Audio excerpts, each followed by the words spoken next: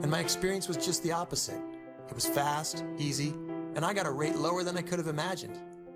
And now, the two of us couldn't be happier. Experience the guaranteed rate difference at rate.com today. The difference of Guaranteed Rate's digital mortgage, which only takes minutes to get the perfect loan. The difference of the intuitive loan finder that provides you with real-time rates and loan options.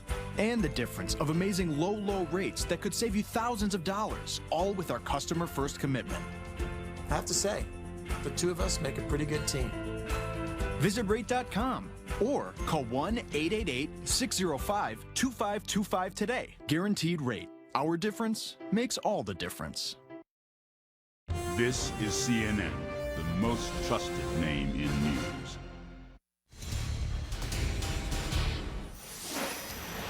Hello, everyone. I'm Kate Baldwin. A sitting U.S. senator takes to the Senate floor to renounce the sitting president from his own party. That is the definition of historic. That is what happened yesterday in Washington, less than 24 hours ago. And the smoke hasn't yet cleared from Senator Jeff Flake's retirement announcement. And Flake is saying more. And Flake says today more is coming.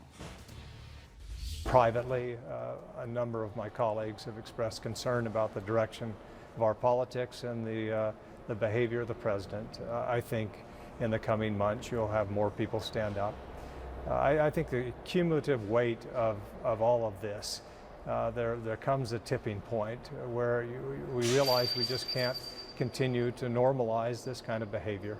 So I do think we'll have more people stand up in the coming months.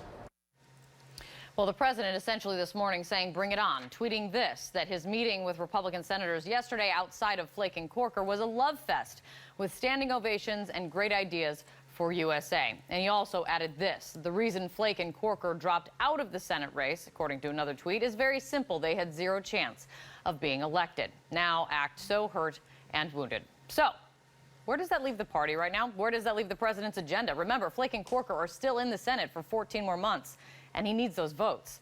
CNN's Joe Johns is at the White House. He's going to start us off today. Joe, what are you hearing over there? Well, Kate, you got freewheeling personal criticism of the president from two prominent Republican senators who are free to speak their minds because they're not running for re-election. But at the White House, seemingly, at least publicly, it's all good because they're focusing on the part about senators who are not running for re-election and on the idea that the president is getting establishment Republicans out so he can put his people in. But this morning's tweets are very telling. People here at the White House have told me that they see the president's tweets in the morning as setting the agenda for good or for bad. And this morning's tweets were all about isolating those two senators, criticizing them, responding to them, and trying to cut them apart from their colleagues, including this one referencing yesterday's meeting with all the Republican senators. Reads, Jeff Flake, with an 18% approval rating in Arizona, said, a lot of my colleagues have spoken out. Really, they just gave me a standing ovation. Now, truth is, some senators have spoken out. Think of John McCain, Lindsey Graham, you know, even in some instances, the senator from Maine on issues of health care. Nonetheless, the White House has called Corker and Flake's comments petty, but it's very interesting, Kate. One thing they don't appear to be doing is backing off one bit or changing direction. A good example of that is, despite the fact that Jeff Flake talked yesterday about an administration calling real things fake and fake things real, they continue to stand by the claim that Senator Corker supported the Iran nuclear deal, and that is just not true. Okay. Yeah, that is correct. He voted against the Iran nuclear deal. We'll continue to stick with that fact. Joe, great to see you. Thanks so much. Let's see what happens. So that is from the White House. But has the dust settled yet on Capitol Hill from what happened there yesterday? CNN chief political correspondent Dana Bash is here with much more. So, Dana, what are you hearing well, about what Flake is saying there, that others will be following suit? Are you hearing that more senators are going to be speaking out?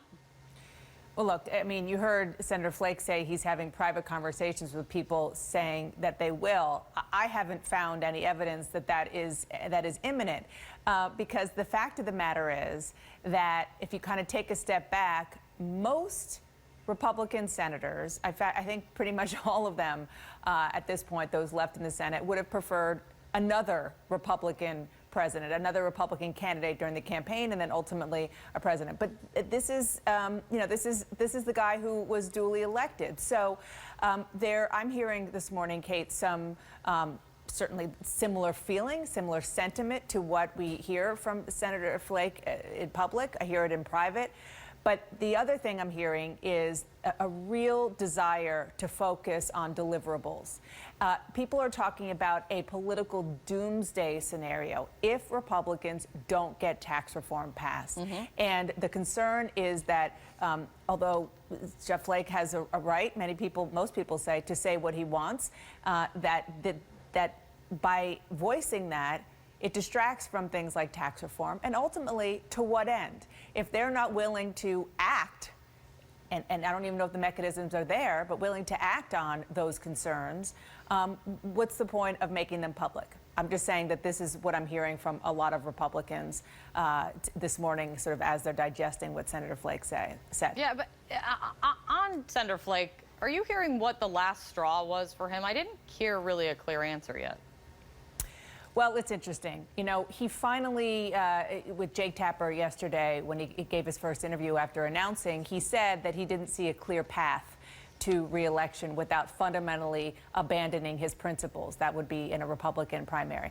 I'm told, Kate, that it was very bad in terms of his internal polling, that he had 3 consecutive polls that had him down in double digits multiple times over. So there was no clear path at all. And what's interesting is that as of yesterday, the race in Arizona to keep the Republican seat was Jeff Flake, the incumbent, versus Kelly Ward, his challenger. And most Republicans, I'm sure you've heard the same, do not think Kelly Ward could have won in November of 2018, which means that that seat could have gone to the Democrats, and in a 2-vote margin for the Republicans, that was a big deal. So this opens up the possibility and really probability that other probably more viable Republican candidates will run against Kelly Ward.